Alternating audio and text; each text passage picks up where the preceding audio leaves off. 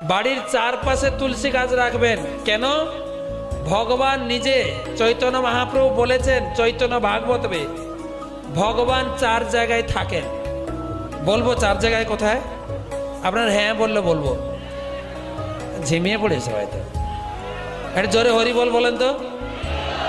বা ভগবান 4 জায়গায় থাকেন। গঙ্গা, মনে রাখবেন, গঙ্গা, তুলসী, ভাগবত আর ভক্তজনে। যেখানে গঙ্গা, গঙ্গা সাক্ষাৎ ভগবানের শরীর দ্রবীভূত জল। ব্রহ্ম দবত্ত অপগচ্ছতি নিরধর্মই শাস্ত্রে বলছেন। গঙ্গাতে ভগবান আছেন। আর কোথায় আছেন? তুলসী। যেখানে তুলসী সেখানে ভগবান আছেন। যেখানে ভাগবত সেখানে ভগবান আছেন। যেখানে ভক্ত সেখানে ভগবান আছে। তো তুলসী গাছ লাগাবেন, ভগবান থাকবেন। এটা তো একটা কথা।